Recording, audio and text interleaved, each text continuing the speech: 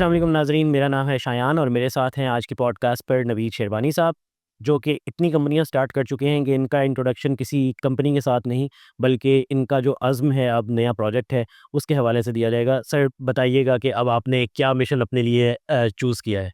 Ji first of all अस्सलाम वालेकुम।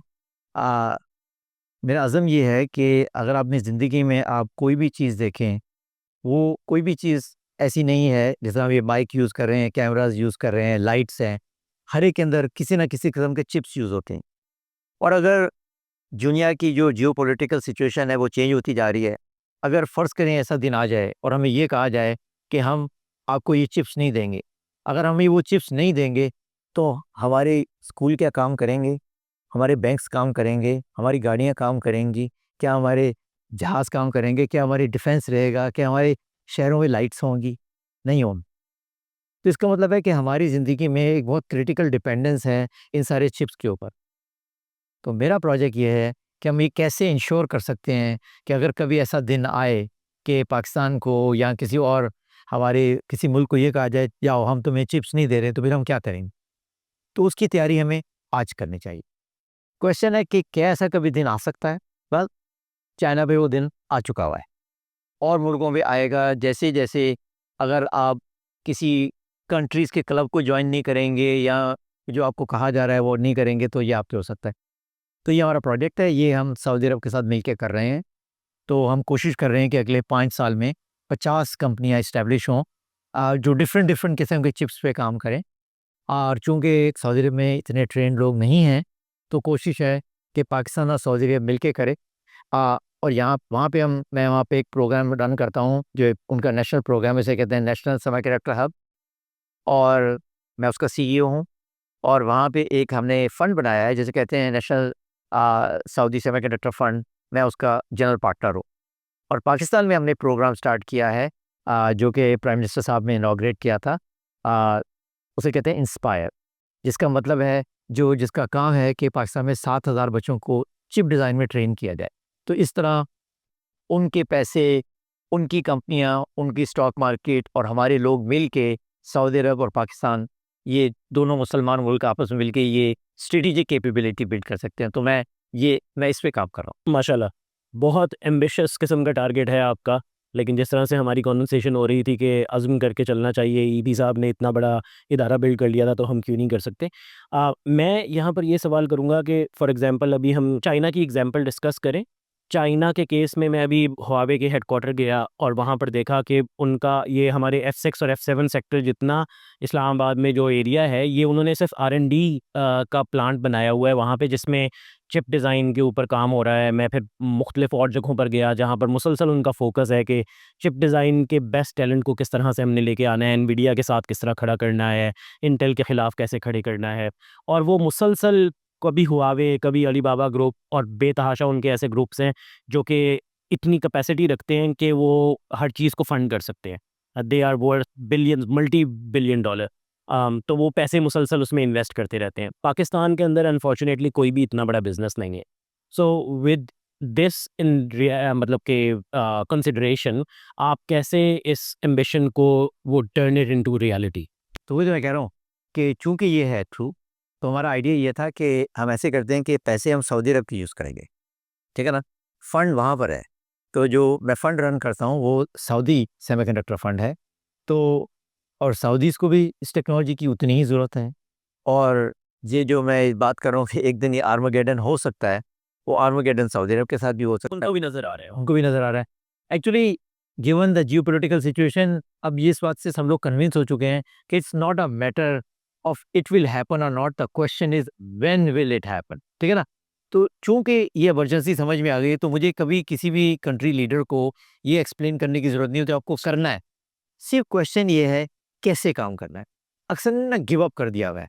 ये एक बहुत बड़ी बीमारी है। कहेंगे चिप इतनी कॉम्प्लिकेटेड, हम एनवीडिया कैसे बन सकते हैं? मैं वो दिन याद करता हूँ जिस दिन एनवीडिया स्टार्ट हुई थी, ठीक है? हमारे सामने ही स्टार्ट हुई थी। कोई ऐसी अनयूजुअल कंपनी नहीं है, कोई चाँद से उतरी नहीं है। और एआई की वजह से अगर पहले ऐसी कंपनियों को 10 साल लगते थे, 20 साल लगते थे बनाने में, अब 2 साल भी नहीं लगेंगे। पहले अगर $400 मिलियन लगते थे, अब 50 भी नहीं लगेंगे। ये एक एआई का, जिसको मैं कहता हूँ ना, AI is a great equaliser, इस वजह से है, ठीक है ना?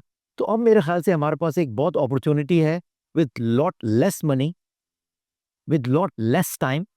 Saudi Arab and Pakistan can work together, and then inshallah other countries, friendly countries will join us, and this will become bigger and bigger. इसलिए कि अकेले तो हम नहीं कर सकते, जाहिर सी बात हम सोच भी नहीं रहे, लेकिन मिल के कर सकते हैं इंशाल्लाह। बिल्कुल।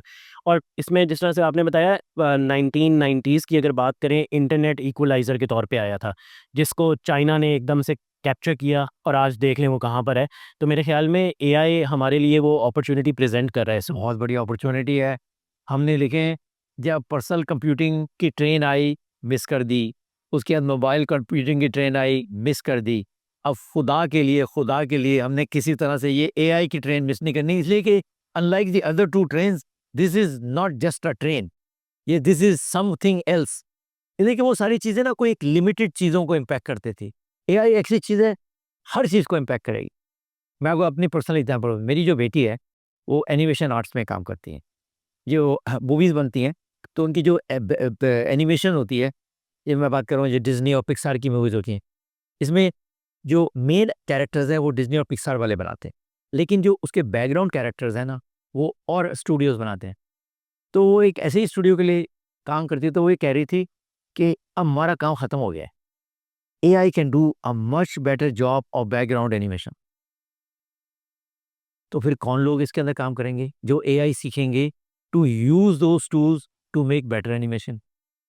जब तक अभी तक जो भी एनिमेशन हुई है वो ह्यूमंस करते थे, तो हमारी कैपेबिलिटी बड़ी लिमिटेड थी। अब ये होगा कि आप जो भी काम कर रहे हैं, एआई वही काम 10% टाइम में कर लेगी। अब इसको 2 तरह से देख सकते हैं। एक तरीके से देखें कि अब आप 90% लोग फारिग हो गए, और दूसरे तरीके से देखें कि अब आप आपके पास 90% टाइम आ गया, वो सारी चीज़ काम करने का जो आप पहले नहीं कर रहे थे। ये आपसे बहुत बड़े क्रिएटिव आइडियाज़ आते होंगे आपके दिमाग में, हम ये भी कर सकते हैं, हम ऐसी पॉडकास्ट भी कर सकते हैं, फलानी भी कर सकते हैं, लेकिन कंस्ट्रेंट आ गई, टाइम नहीं है, ये नहीं है, वो नहीं। अगर एआई ने आपका सारा काम 10-15% काम में कर दिया, अब आपके पास टाइम है। तो अब आपका गोल ये होना चाहिए कि मैं ऐसी पॉडकास्ट बनाऊँगा जो कभी दुनिया नहीं सोची। मैं ऐसी एनिमेशन बनाऊँ जो दुनिया ने नहीं सोची। मैं ऐसा टीवी प्रोग्राम लॉन्च करूँ जो दुनिया ने नहीं देखी। पर टाइम है ना, रिसोर्सेज़ हैं, पॉसिबल होना चाहिए। तो एआई को बजाय थ्रेट समझने के, मैं एक एआई को अपॉर्च्युनिटी समझता हूँ। ये काम मेरा भी काम इम्पैक्ट होगा, तो मेरे पास अब बहुत टाइम आ जाएगा। तो मैं ये कर सकता हूँ कि बजाय 50 कंपनियों के 100 कंपनियाँ लेकर आऊँ, 200 की नहीं कर सकता। ठीक है ना भाई, कुछ काम कर रहा था ना। अगर एआई मेरी हेल्प करता है, मैं एफिशिएंट हो जाता हूँ, तो मुझे अपना गोल चेंज करना चाहिए। आप 1 साल में 50 पॉडकास्ट करते हैं, तो आप 500 क्यों नहीं कर सकते? अगर एआई आपकी हेल्प कर रही है, अगर आप एआई को अडॉप्ट करें। तो मैं एआई को ऐसे देखता हूँ कि पाकिस्तान के पास एक ग्रेट इक्वलाइज़र आ गया है। अगर हम अपने सारे बच्चों को, अपने लोगों को ट्रेन करें quickly, get on this train, I think we can catch up. I think this was a great opportunity. And जो चाइना कर रहा है, अब बहुत सारी चीज़ें ओपन सोर्स कर रहा है। I think it's a huge opportunity, we should, बिल्कुल हमें मिस नहीं करना चाहिए। ऐसी है। और मैं ये भी आपसे पूछना चाहूँगा कि आपने बताया कि सऊदी गवर्नमेंट को कन्विंस करने के लिए आपको कोई टाइम नहीं लगा, उन्होंने फंड भी कमिट कर दिया है। How do you find Pakistani government in this? Are they forthcoming? Are they taking it well? आपके साथ कोऑपरेट कर रहे हैं, नहीं कर रहे, क्या से? देखिए जी, मेरी इसके बारे में एक जोक है, जो कि चूँकि पब्लिक है, इसलिए अगर आप, जब हमने इंस्पायर को लॉन्च किया था, तो प्राइम मिनिस्टर साहब बैठे हुए थे।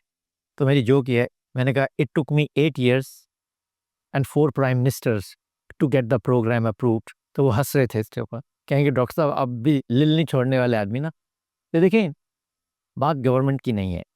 Government works in a certain way, उनके अपने प्रोसीजर्स हैं, उसके अंदर डिफरेंट कंपोनेंट्स हैं, ब्यूरोक्रेसी है, पॉलिटिशियंस हैं, अदर हैं। तो गवर्नमेंट जिस तरह से काम करती है, हमें सीखना चाहिए कि गवर्नमेंट के साथ कैसे काम करना है। हर गवर्नमेंट एक थोड़े स्लाइटली डिफरेंट तरीके से काम करती है। तो मेरा मोटो ये है, मैं कभी भी नहीं कहता कि दुनिया में कोई प्रॉब्लम है, मैं ये कहता हूँ सारी प्रॉब्लम मेरे में है। अगर आप ये कह रहे हैं कि प्रॉब्लम दुनिया में, तो फिर आप उसको ठीक कैसे करेंगे? वो तो दुनिया ही ठीक करेगी ना। अगर आप ये कहेंगे प्रॉब्लम मेरे में है, तो फिर आप कुछ ठीक कर सकते हैं ना। तो मैं ऐसे रहता हूँ। तो मैं ये कभी नहीं कहता कि गवर्नमेंट में कोई प्रॉब्लम है, मैं ये कहता हूँ कि ये मेरी अंडरस्टैंडिंग में प्रॉब्लम है कि इस गवर्नमेंट के साथ कैसे काम करना है। तो फिर मैं ठीक कर सकता हूँ। अगर मेरे में कोई प्रॉब्लम ही नहीं है, सारी प्रॉब्लम गवर्नमेंट है, तो फिर मैं क्या ठीक करूँगा? तो मैं जितने भी लोग मेरे आस-पास हैं, मेरे जितने स्टूडेंट होते थे, मेरे जितने भी कंपनियों में वर्कर्स हैं, एम्प्लॉइज़ हैं, मैं सबको ये कहता हूँ, ओन योर प्रॉब्लम। तो गवर्नमेंट के साथ काम करना शहबाज शरीफ साहब की प्रॉब्लम नहीं है, वो डॉक्टर नवीद शरवानी की problem. I have to find out how to work with the job. इंशाल्लाह कर रहे हैं, प्रोग्राम हमारा अप्रूव हो गया है। बच्चों की ट्रेनिंग स्टार्ट हो गई है और पहला बैच और ग्रेजुएट भी कर चुका है। माशाल्लाह, हैपनिंग। माशाल्लाह, वंडर्स। और आपको जो यहाँ से टैलेंट नज़र आ रहा है, जो आपने अभी पहला बैच क्लियर भी किया है, how would you compare it to the rest of the world, जहाँ पे आप पहले भी मेरे ख्याल में सिलिकॉन वैली में भी काम कर चुके हैं और भी other parts of the world में काम कर चुके हैं। How do you compare it with the rest of the world? देखिए, अगर ये हम कंपेयर ना करें तो बेहतर है। उसकी वजह है, लोग सऊदी अरब आके कहते हैं कि भाई सऊदी अरब में तो ये प्रॉब्लम है, तो वो प्रॉब्लम है, तो ये प्रॉब्लम है, तो मैं कहता हूँ इसलिए कि वो कंपेयर कर रहे हैं सिलिकॉन वैली से, ठीक है? मैं ऐसे नहीं सोचता। मैं ऐसे सोचता हूँ कि सऊदी अरब में आज से 5 साल पहले क्या सिचुएशन थी, तो अब क्या सिचुएशन है? है सऊदी अरब इम्प्रूव्ड? मैं पाकिस्तान के टैलेंट को भी ऐसे ही देखता हूँ। हमें इसको दुनिया से कंपेयर करने की ज़रूरत नहीं है, पहले हमें अपने आप से कंपेयर करने की ज़रूरत है। पहला क्वेश्चन ये है कि क्या टैलेंट 5 साल पहले जो था और अब है, क्या वो बेहतर है? तो बेहतरी तो हो रही है, तो मेरा ख़्याल है बहुत बेहतर है। हमने चूँकि हम तो बड़े साइंटिफिक किस्म के टेस्ट करते हैं, हमें लगता है कि इम्प्रूव हो रहा है। हमारी जो प्रॉब्लम है आई थिंक जो पाकिस्तान में है, हमने बहुत सारी पाकिस्तान में यूनिवर्सिटियों को एक यूनिवर्सिटी का टाइटल दे दिया है, ना ही तो उनको कभी वो टाइटल देना चाहिए था, ना ही उनके पास वो करिकुलम है, ना ही उनके पास वो फैकल्टी है। तो वहाँ से जो बच्चे निकलते हैं वो भी समझते हैं उनके पास भी एक बैचलर है, वो एक पूल में आ जाते हैं। वो बेचारों के पास क्या है मुझे नहीं पता, लेकिन वो एक बैचलर डिग्री नहीं है। उनका ख़्याल है उनके पास है, उनके माँ-बाप का भी ख़्याल है, उनके पास एक कागज़ भी है, लेकिन वो डिग्री नहीं है। देखिए they never went to the rigour that is really required. Again इस प्रॉब्लम का उस बच्चे से कोई ताल्लुक नहीं। It he went to that school and he attend. अब इस पूर्व में से हमें पहले देखना है कि कौन से बच्चे ऐसे कैपेबल हैं, ठीक है? तो हमने देखा है कि पाकिस्तान में कम से कम 10-12 यूनिवर्सिटी ऐसी हैं, यहाँ से जो बच्चे निकल रहे हैं, वो ट्रेनेबल हैं, ठीक है ना? लेकिन एक पाकिस्तान जैसे मुल्क में जिसमें 250 मिलियन लोग रहते हैं, 11 यूनिवर्सिटियों से कुछ नहीं होने जा रहा। और भी यूनिवर्सिटियों को एनेबल करना पड़ेगा। Anyway this is a national programme, लेकिन I think there are lot of good people अगर उनको ट्रेन किया जाए, हमारी जो नीड है वो सेमीकंडक्टर में वो डेफिनिटली मीट हो सकती माशाल्लाह। और डॉक्टर साहब, फाइनल क्वेश्चन ये कि आपने कोई अपने लिए टाइम रखा होगा कि जिसमें ये आप 50 कंपनियां एस्टेब्लिश करना चाह रहे हैं, से फॉर एग्जांपल 5 साल 10 साल व्हाटएवर इट। नहीं, नहीं, वो तो हमारा पब्लिश प्रोग्राम है। ये प्रोग्राम है as part of Saudi 2030 vision. तो ये 50 कंपनियाँ जो हैं ये 2030 तक एस्टेब्लिश हो जाएँगी। तो जब प्रोग्राम ने 2 साल पहले स्टार्ट किया तो जो उनके मिनिस्टर हैं उन्होंने मुझसे पूछा कि डॉक्टर साहब अब ये कह रहे हैं कि आप 50 कंपनियाँ स्टार्ट करेंगे, अभी कितनी कंपनियाँ हैं? तो मैंने कहा सिफ़र। तो कहने लगे अभी तो सिफ़र है, तो आप ये कह रहे हैं कि 5 साल में 50 कंपनियाँ बन जाएँगी, ये कैसे होगा? मैंने कहा देखें मिनिस्टर साहब, मैंने किसी भी मिनिस्टर और किसी भी स्टेट की मदद के बगैर 28 कंपनियाँ खुद बनाई, जबकि मेरे पीछे कोई स्टेट नहीं थी। और अगर आप मेरे पीछे स्टेट हो तो हो सकता है शायद हम ज़्यादा भी कर लें, ठीक है? तो कहने लगे okay, I agree with you. तो ये ऐसा ही मिशन है।